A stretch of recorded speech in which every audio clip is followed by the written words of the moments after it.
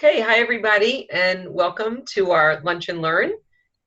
Today we have John Horner with us, instructional technologist. Sometimes he goes by the name Han Solo. I think he prefers that name. So we can call you Hans or John, whichever. When I'm hiding in your courses, I am. There you go. And we have Aileen Slating with us, also an instructional adjunct instructor.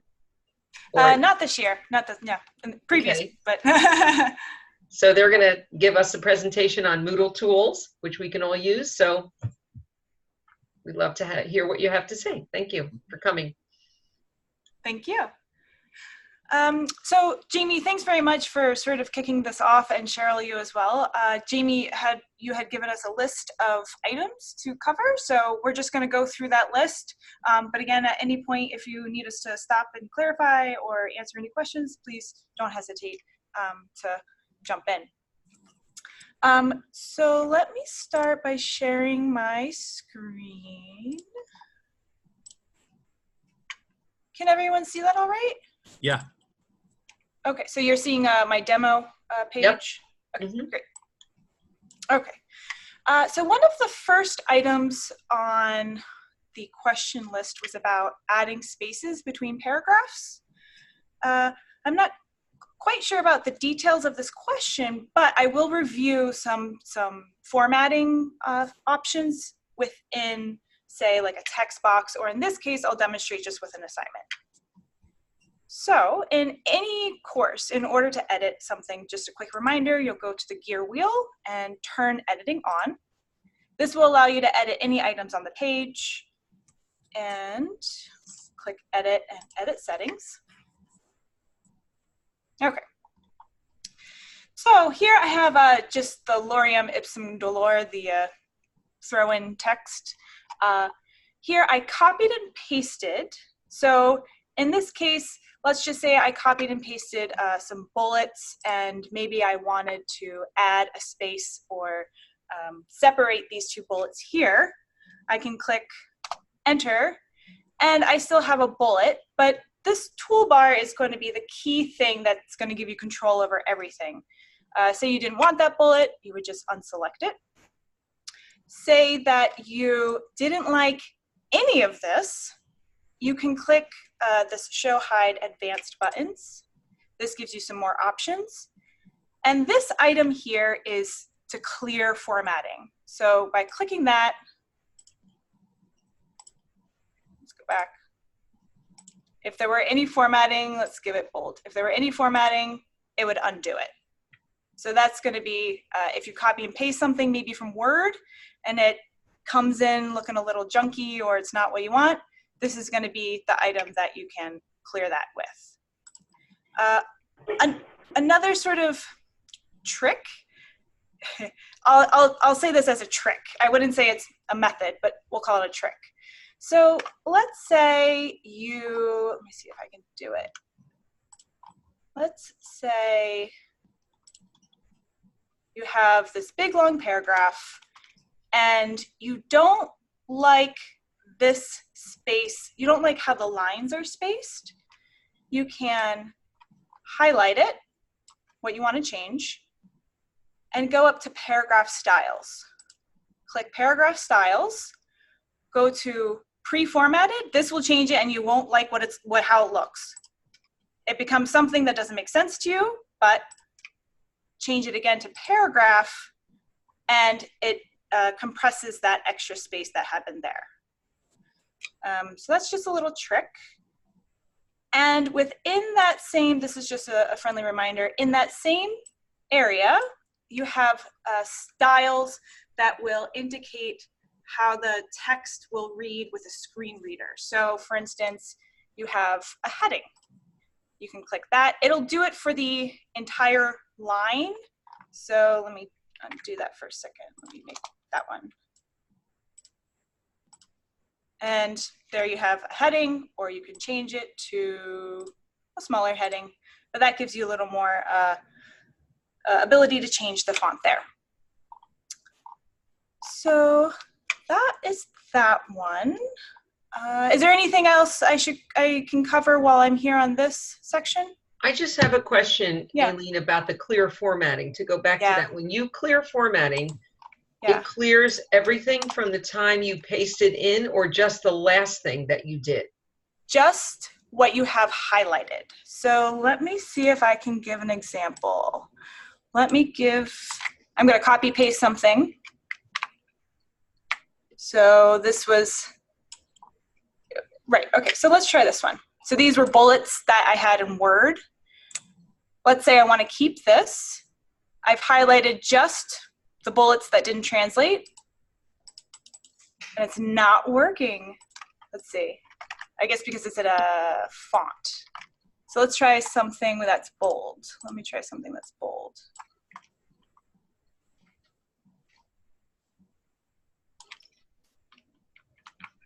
Okay, so let's say I just want to change this one. And it'll just change what you've highlighted. So it'll only affect what you have identified that you want to clear. Okay. The other one didn't work because it was a font, like a letter.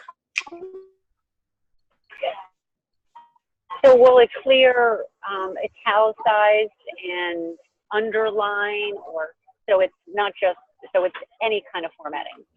Correct, yes. So let's try another one. I'm gonna turn something into, I'm gonna underline, I'm gonna make it big. Paste that. And I just want to change this one, so we have underlined and italicized. I clear formatting, and it goes to normal. Yeah. This can be helpful, especially if students are copying and pasting from Word, particularly with the bullets. So say, for instance, I copied and pasted those bullets into here, and it turned out to be letters. If you or the student did want it to be bullets, I would recommend using the bullet item. So it'll turn out like that. Or of course, numbers. Yeah. Did that answer questions so far? If I can also throw in, Microsoft Word is a bully, and it often will try to take over. So this HTML editor may not change every single thing, but it does most things that we use, like bold and underline and stuff like that. Yeah, the other time it could, that it may be useful, I'm just gonna copy and paste this one actually. So let's say I'm putting it into Word, I'm gonna give it some tabs. So I'm tabbing in to give it some paragraphs. And let's see how that turns out. Oh, it didn't even bring it over. So then I guess you wouldn't need to do it in that case. But if you did want to add an indent, you can always do this button. So if you wanted to have a section that was indented, no, it just does the whole thing. Yeah. Okay. John, did you want to tackle the course announcements, or did you want me Yes. to continue? With, No. Okay. Well, let's go. If I could get the screen, please. Yep. It's all yours. Share screen. Here we go. Okay, oh wait, I don't want that. Here we go. Very quickly, the question was, how do you set announcements to open on a certain date?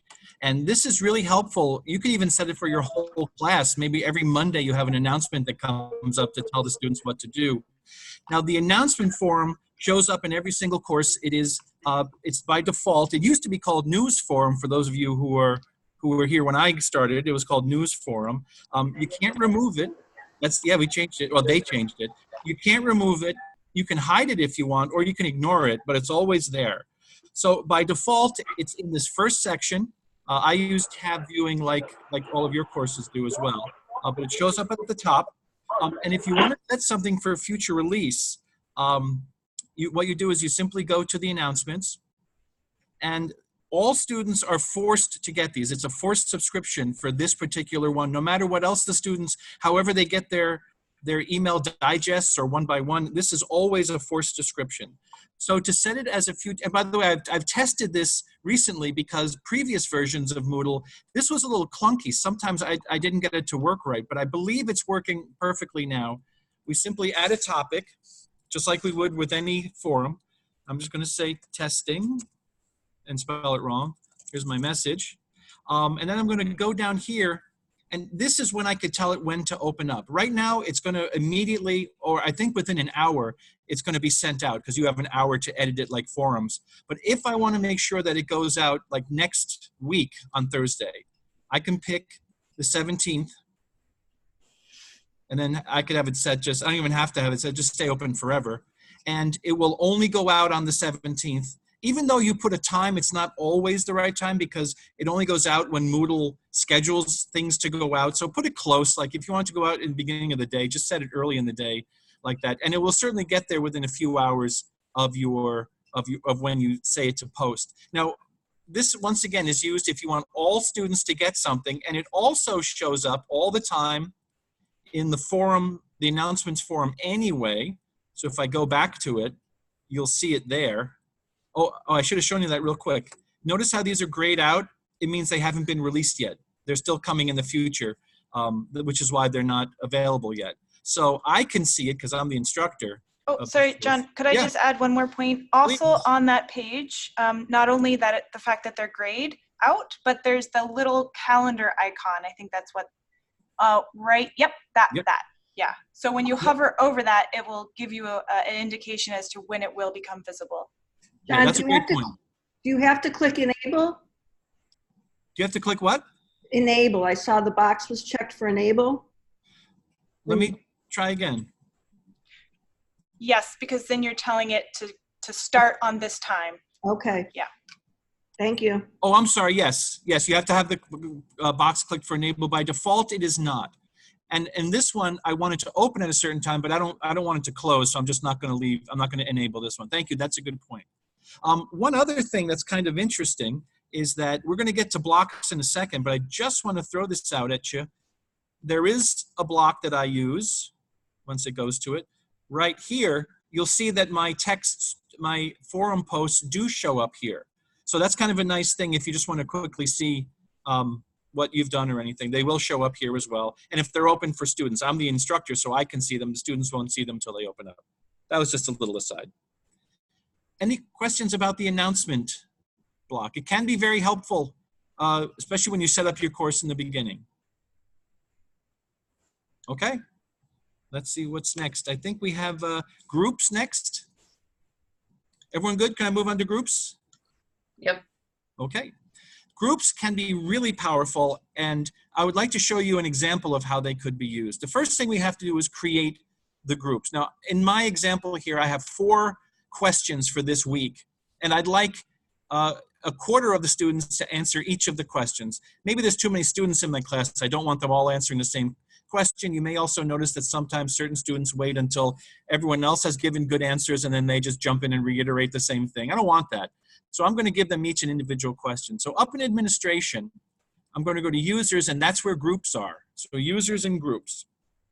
And this will take me to the page that lets me create groups. I already have 2 that I already made, so I can show you how to use them in a bit. It's really straightforward, quite simple. You click on create group, and I'm going to give it a name. I'm going to call it group 3 because I've already come up with 2 other ones. I don't have to give it a description, but I can. And then simply, I've created it. We're just doing a basic group here. Now you'll see there's nobody in it. That's what the 0 is. There's 4 and 3 in the other group. So I'm going to now put people in there. So I simply click on add and remove users. These are all the students that have shown up that are on my roster. So I'm just going to hold down the control key. That's the trick here. Pick a bunch, go to add, and then you'll see they're now in group 3. That's 5 groups. I'm going to go back to groups, and you'll see that we now have 3 groups. And you can also have the same students in different groups, so you can go crazy like that. I'm going to pretend I did it right, and no one's in the same group. Let's go back now to my course. And this is where it's helpful. You can do this for anything, but I'm just using this as an example. I have 4 forum questions. This one I want group 1 to answer. So I'm going to go to edit, And it's a little hidden, so it's kind of a trick, but here's where you find it. I'm going to expand, and I go all the way down to restrict access. And add restriction, here is where it is, group. Only the group that I want. I'm going to do group 1. And that is it. I'll return now. And at this point, only students who I have in that group will see and be able to do anything with this. Actually, I believe they can see that they can't get in, but they can't get in. So if I were to do this for all 4 questions for 4 different groups, the students would only be able to answer that one question for that forum for that week. You can do this with quizzes. You could do it with anything, almost anything in Moodle, and it's really powerful. And once you set up the groups, you don't have to do it each time. You can always use the same groups or make different groups if you want, but you don't have to. And that was really quick. Any questions about groups? Yeah, when you say you only have to do it once, you mean within your course, you could keep the same groups per discussion, but, right? Is that what you mean? You certainly could do that. Maybe those 5 people are in the same group for the whole term. You could also just make more groups with different names and juggle them again if you want, and keep the old ones, as long as you can keep track of who you want answering what. I mean, let's say you have 3 discussions. You could do DQ1, group 1, DQ2, group 2, and they could have different, different members, right? Absolutely. Okay. Yeah, and that's, like I said, some of my classes get a little big, and it's a nice way to have them not answer the same question. So if you want all the students to answer all the questions, this wouldn't pertain. Correct. You wouldn't go to that restrict access setting. You just leave that alone. Yeah. Okay. Most of the time you won't. Yeah, you won't. But that's how you can. But everybody will see the groups. Is that correct? Not just like group 1 members will see the groups of 2, 3, and 4, but they just won't have access to, or? Let me test really quickly. That's a really good idea. A really good question. Let me see who's in group 1. Or group 1 has, so I got to get someone, Barker, Bolvin, Brady. I'm going to have Summer Phillip is a student. Let me find Summer Phillip and log in as her. And then I'll see if I can see it. That's a good question.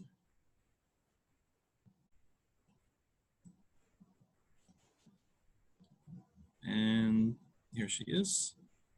Let me log in as her. Oh, she can't see it anyway because the course is closed. Oh, I'll tell you what. Let me when I'm off, I'll check and I'll come back to you. I don't want to take too much time here, but I will answer the question. Okay, thank you. Okay, the next one is reports. And boy, this is a question we get all the time, and I know I've spoken to many faculty about this. How in the world do you see what a student is doing? A student will say, I tried to log on and I got in and it kicked me out and I can't believe it. I missed the test. Wouldn't you know it? It was just at that hour that the test was due. And we certainly want to be sympathetic, but we also want to, what did Ronald Reagan say? Trust but verify. Can't believe I just used a Reagan quote. What we do to find out if a student, what they're doing. We simply go to the participants, we find the enrolled users, and we find the student.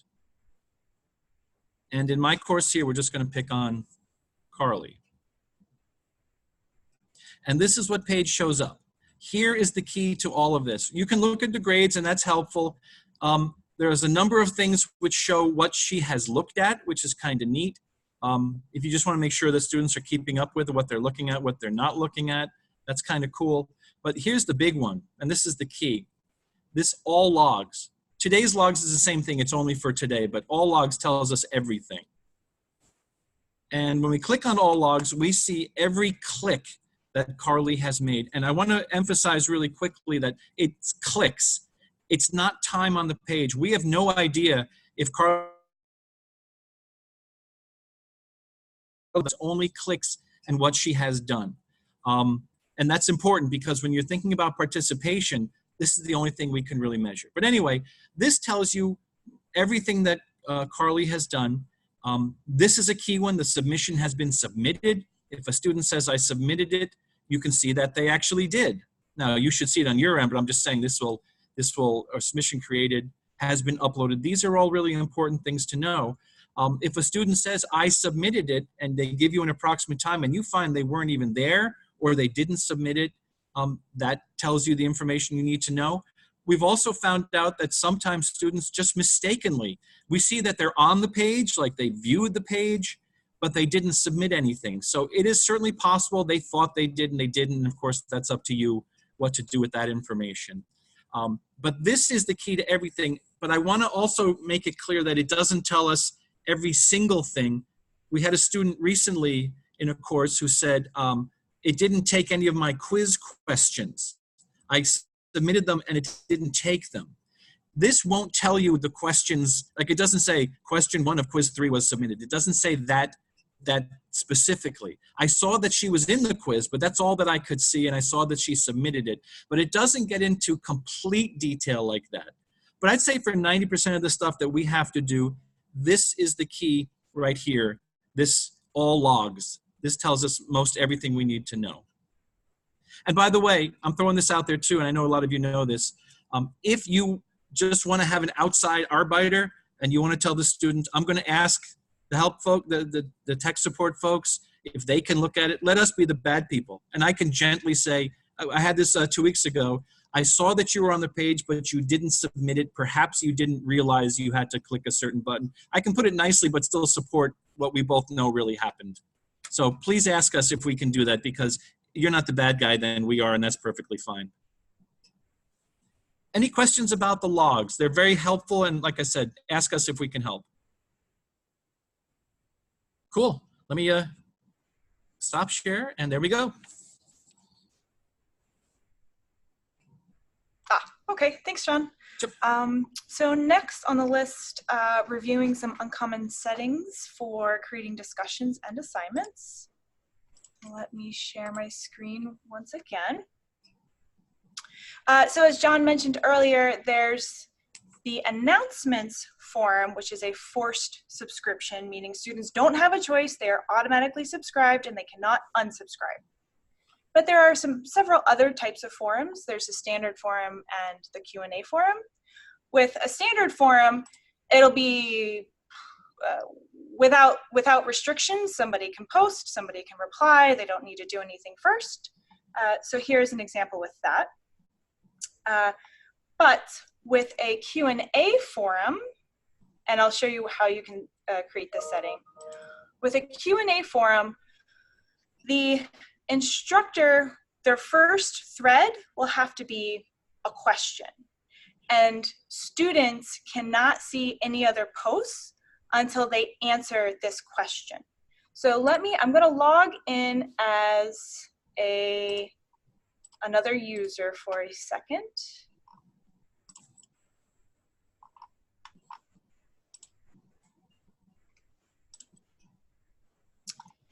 So with this forum Q&A,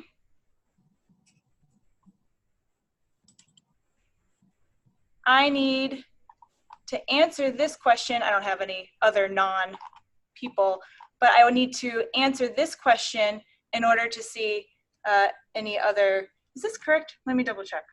Am I off here, John? That as Samaya, I wonder if it's because I'm a manager.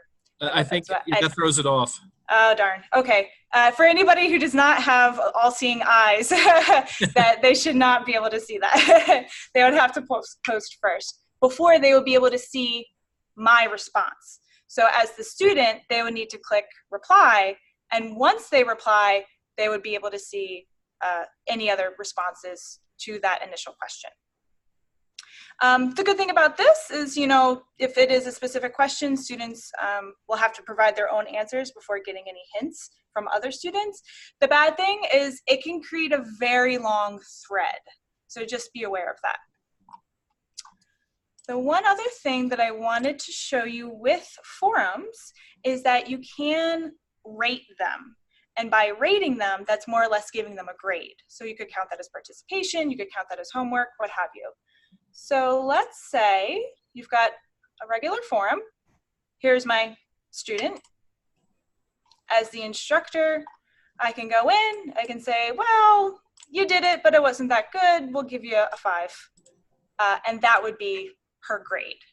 And then we can see in the grade book, that will come up for that student. where are we here? Down here. So that would be her grade. So that's one thing. Oh, and the, sorry, showing you the types of forums. Let me go back. So how you can set these as different types of forums. Go back to turn editing on. We'll go into here, edit settings. And here's where you'll have forum type. Clicking this little question mark gives you an explanation. And this little question mark is really handy. It's located in pretty much anywhere you want to click. And that explains what each type of forum is comprised of. And you can choose it there. The other area to take note of is the subscription and tracking. This comes down to who is subscribed, who can unsubscribe, and those controls, and who receives emails from those subscriptions. So here it's optional, but you can change that to be forced, auto, or completely disabled. So there's some other, and here's where you would set the ratings. This one doesn't have the ratings, but you can change that to the average, the count, the sum, the maximum, and put in the grade, how you would grade that, and then any other date restrictions that you wanted to there. Any questions so far? When would you have a forced subscription other than the announcements? Like are all the discussions are forced, or like, you know, in terms of them getting the responses with the emails and such, is that optional for students? So the announcement one is by default forced. And I don't think anybody, I don't even think I have control over, oh yeah, I guess you can change it. But by default, that one is forced. With any of the other ones, that's up to the instructor how they want to set that. So it's really up to what the purpose is for that particular forum or how you want the students to receive it. You know, this is really helpful because I created a forum in one of my classes, and it's one of the classes where there's a lot of stuff that's going on in the world, and I've created this forum, and I've debated whether to make it forced for the students, and now after seeing this, I think I'm going to. You know, just because it's good information to know, like the measles outbreak, or you know, what's happening with the flu and that kind of stuff. So this. And if I could add one more thing to this sort of subscription topic, and I think so. I've seen before instructions, so I'm sure some of you might be aware of this. There are individual profile settings for how somebody receives the forum notifications. So you can locate that by going to your name up at the top, going to Preferences, then Forum Preferences here under User Account. And here, this email digest type. I believe this is the default to receive a single email per forum post. I will throw this out there that we have had a few students this semester who had it selected to one of these other ones where they would just receive one email per day that had all of that day's post, and maybe it went to their spam, but for some others, maybe they just didn't look at it. So it was an easy thing to get lost because they just thought it was junk, or they didn't know what it was, or didn't have what they were looking for. So you might want to remind students to double check that they want it to be on this no digest single email. And to probably have, yes, I think that's the default too. That's defaulted, yeah. And also, while we're in this area, just a friendly reminder that you can see what it looks like for a student by switching your role. Let me go back to a course here. You can see what it looks like for a student by clicking your name, switch role to. I'll have a lot of options here, and then student. And so that'll show you what the student view will see. So if you have anything hidden, they won't see it. You know, for Ally, they won't see the gas gauges. Right. So that's just one way to double check what it might look like for them. Any questions on those so far?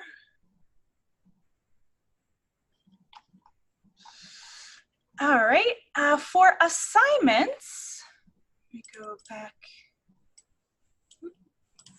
turn editing on. For assignments, I think you guys have had a pretty clever idea with the Dropbox. So it's like where students pick up their information. And I believe that you guys also use rubrics for grading, but I just wanted to throw that out there as another option. So under your assignment, you can do grade and rubric.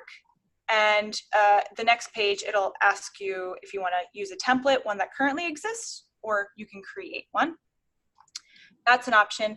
But there are some other submission features, such as requiring students to click the submit button or requiring them that they accept a submission statement, things like that. And your feedback. Oh, and restrictions, that was the other one. So let's say that you had an activity, a quiz, students had to do something before they needed to access this assignment. You could add a restriction here. So maybe it's a date, maybe it's a grade, or this would be another location where they would have to be in a particular group. And you could get more complicated with putting a restriction set, but that might be different based upon your situation. Everyone good so far before I move on to some course activities? Okay. So jumping back to the main page, the course activities are going to be anything that you add to your page here. So how you would add a course activity is you have turn editing on, add activity or resource. Click that. This gives you a big long list, and any item that you may choose, it'll have an explanation on the right side so you can learn a little bit more about it. With an external tool, VoiceThread, you're very well aware of VoiceThread. The other instances in which faculty may use an external tool is with publishers. So for instance, like Cengage or Lumen or Pearson, if there is a publisher that has another site located through a web browser, that can be embedded within Moodle. If you do want to do that though, please contact us because it's something that we need to set up.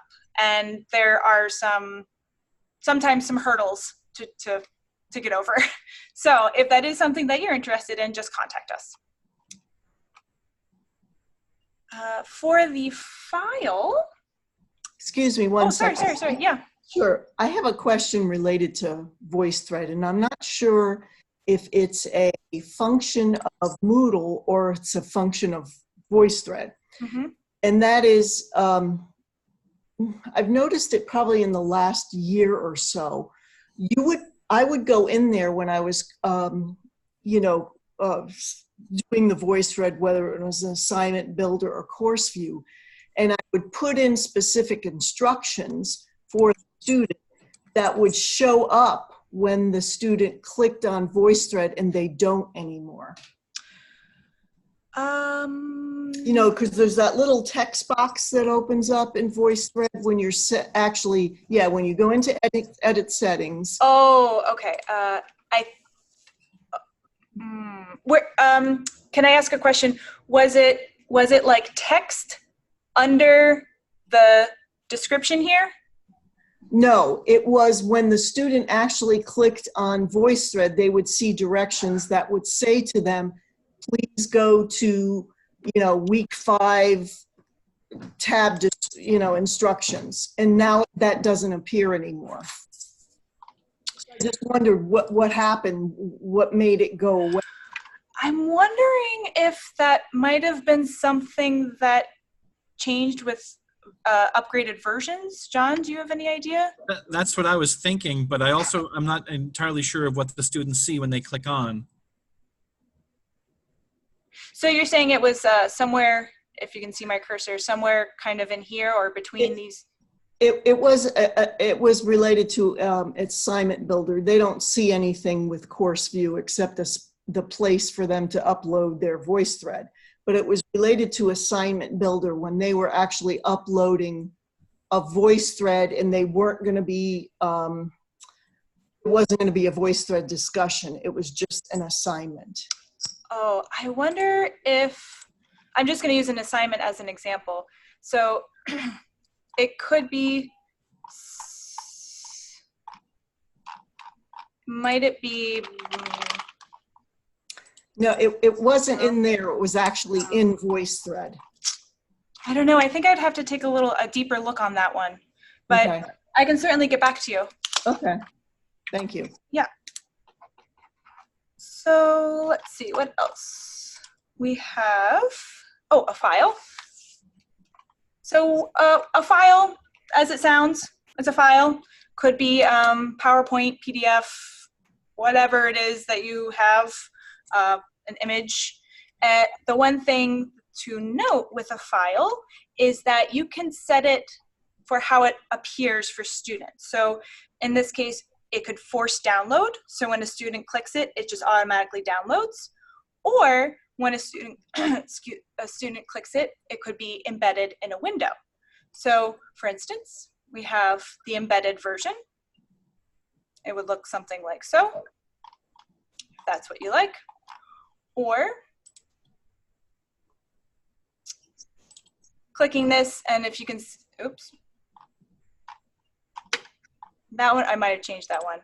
But how you can change it to force download is to go to settings, and then appearance, and then force download. So then that one would automatically download.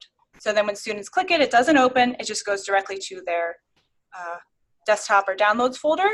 But if you didn't need to have students download it, you just want them to view it, then you could embed it or even open in a new window. A label is this. So as you can see with these other items, there's icons, but with a label, there isn't an icon indicating that it's a thing.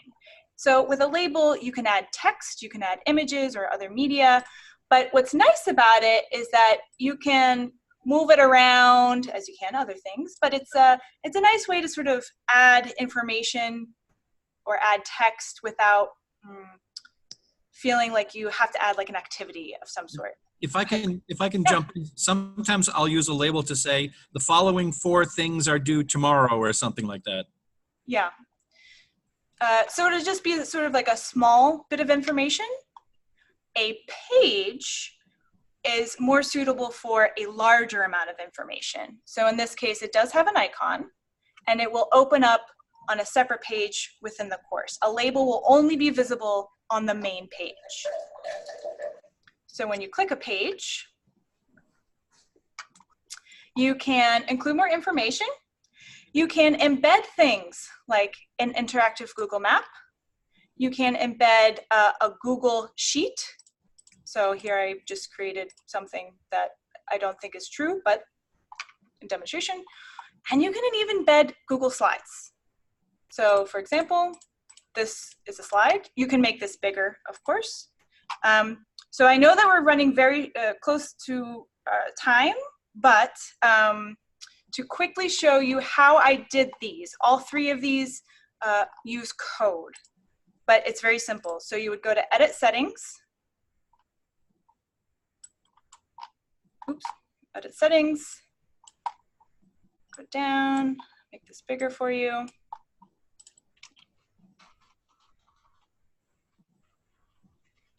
Okay, so here, can you guys see my design tips, these tabs up here? Yes. Say you have a Google Slides presentation or even the Google Sheets, you would go to File, Publish to Web, And embed, that's the default. You can change the size. Let's just go with small for the sake of it. Then copy the code back to your course. Go to this show more buttons, HTML, and you'll get another language, paste. And to see how it looks, click that code again, scroll down, and there's your item. Save and return. So that's something fun that you can do with Pages. And a URL is a link. You can also embed it, but I haven't had much success, so I would recommend putting it into a new window. But just to give you one more sort of tool to be aware of if you aren't already, is Ally. And this is the Ally training page. You can search for it, just Ally training, and self-enroll, it'll pop up. Ally is an accessibility checker for certain types of files. This training site gives you a lot of information, but just know that these gas gauges are associated with Ally. When you click on them, it gives you more information about that particular item, what it means, if there's any changes that you need to make, and then it'll give you an area to where it'll explain that and where you can upload a new document or make those changes. So just know that that's something available to you as instructors. For students, they have alternative formats with Ally, and that's this little download a button. That means that, say we have here a Word document, student wants to download this as a different type of document, perhaps an audio file, they can do that through Ally. Any questions so far before I show a quick thing about saving courses and also blocks? Go ahead. Quick question, Aileen, about those alternative formats. I haven't yet done the Ally training, which I need to do, and probably this will be answered in it. But when you look at all those alternative formats that are listed there, who creates that MP3 version for listening? The audio is Ally. Oh, they do? Oh, that's very nifty of them. Yeah. I will say though, it doesn't make it just changes, it's a converter. It just changes the format. It doesn't change any of the content or anything like that, and it doesn't change how accessible it is. So for example, this is perfect. It has a perfect score for accessibility. If a student downloaded it, it would be great. Let's just say this wasn't accessible to begin with. A student can still download it as an MP3 file, but if the screen reader or if the software can't interpret what the information is because the original document wasn't set up correctly, it won't be as good as it would be if it were perfect. Okay. Have you listened to an audio file? Is it coherent? Is it, it's reasonable as an alternative? Just curious. Yeah. Yes. The one thing, it makes you very aware of how, like for instance, SUNY Delhi, it pronounces it Sunny Delhi. Yeah. Or, okay. There's small little quirks that like you're very much aware that it's a machine. Okay. But let's just say, accessibility aside, let's say you've got a non-traditional age student who is somebody who's in the car a lot. Instead of them having to take time out of their day to read a textbook or say, a digital text, they can download it as an audio file and listen to it in the car. It's amazing. Yeah. Okay, great. Thank you. Yeah. Any other questions? So very quickly, so just so we can leave some extra time. Oh, and John too, sorry. Mine's brief. I wanted to show you a tip about accessing your courses quickly. I will say though that sometimes this particular method can be slow itself, but I'll throw this out there and you can choose how you like it. So in the toolbar, My Vanco Hall, you have my course homepage. You also have my courses here, which give you a list, but my course homepage under Vanco Hall. And this is the part that I don't understand why it takes a few extra minutes. So what I'm going to do, I've bookmarked this, and it still takes a few extra minutes, but we'll get there. Okay, so I already had editing on, but let's stop customizing.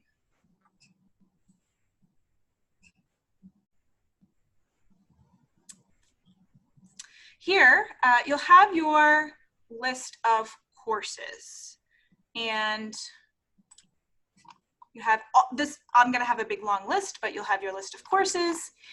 You can say that you want to mark these as your favorites.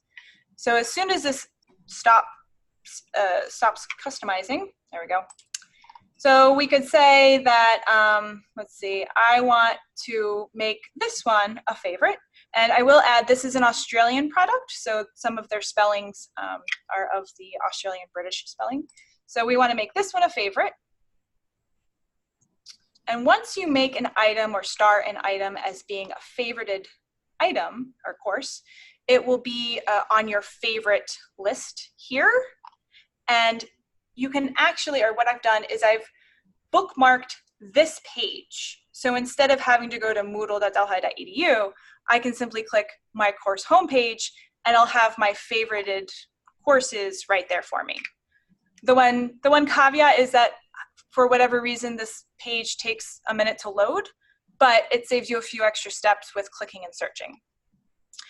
You would have to update it every semester though, because it'll only show, it won't show any added courses if you haven't made them your favorite already.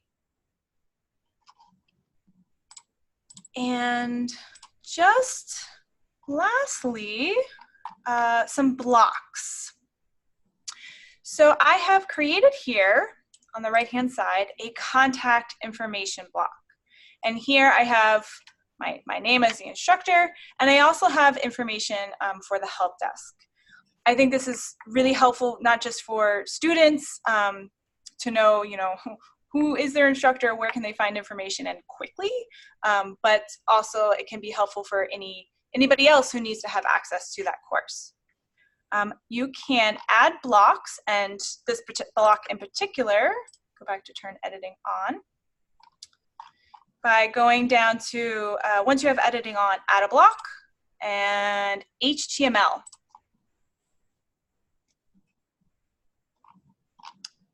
And here's my new HTML block. I go to configure. I'm just going to call this test. And what I did in my example here is I created a table, but only with one column. So I add a table. I'm going to do, well, that's right. I'm just going to do one column. Now,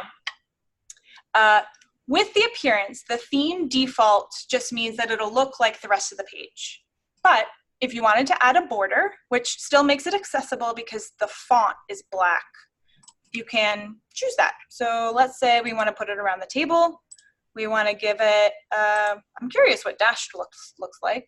We'll see what that looks like. And let's make it green. So that's a style. And you could always go back and change it to edit the table and make it however you want. So here, test. You can say where you want it to live on the page. And I will add that the instructor chooses which blocks are available or are active on the page, on the course page, but the individual user, so the student and the instructor included, they determine where those blocks are docked or not. So I can show that really quick. Just that for me, I say, I want this contact information to be here, but my student could minimize this if they want, but it will still be an option for them. Yeah. And then here was my test. Some other blocks that might be helpful for either you or the students are courses. I'm going to have everything, but that one would be, I think it is this one, I believe. That's one. And the other one is forums. If you wanted to have sort of a quick reference of forums, you could also add that. That was very quick. I apologize, but do you have any questions that I can answer? I just have one question, and you probably, I know you went over the 4 subscriptions and how to do that, but if can a faculty can decide, you know, either term to term or whatever, what they want for getting the DQs, you know, the responses of the students. Is there something that can be done in the design course and then it carries over, or each instructor should customize it to the way that they want it? No, oh, well, if you wanted to give the instructors that power, you certainly could, but you can definitely set it how you want it to be in the design course, and any settings that you have made in that design course will carry over in the rollovers. Including with the emails to the instructors, you're saying? The subscriptions. The subscription. Yes, but yes. But any individual preferences, that's going to be with the student. So you as the instructor. That's the student. I'm just talking about the instructor. And does each discussion have to be custom? Does each discussion have to be done individually for the 4 subscription, or is there a central way to do all discussions? I think the default may be... The default is optional subscription, which means students choose. Mm-hmm. So you would have to go back and change that if you did not. Yeah. Okay. Yeah. Okay. All right. Thanks. Yep. And faculty often ask about that, like how to get, some want the emails, some don't want the emails, you know, so we couldn't really say that everyone across the board should have them, but just wondered. Okay. Okay. I have a question. Yes. All right. I don't know if, because so in some of my weeks, I've got a case study and I have groups. And so what I do in the discussion forum is I put, you know, case study 1, case study 2. That doesn't roll over. Is there any workaround around that in the settings for the discussions that we don't have to recreate every case study thread? Do you put, Jamie, do you put them in as a reply or a post in a forum? So I start the thread and then they post a response to my initial thread as their initial response. Oh, yes. Initial post. Yep, there are several courses that what we do is, it's a little trick in the workaround. When we do the uploading, we set it so that it keeps users. And as long as you're the user, it'll show up.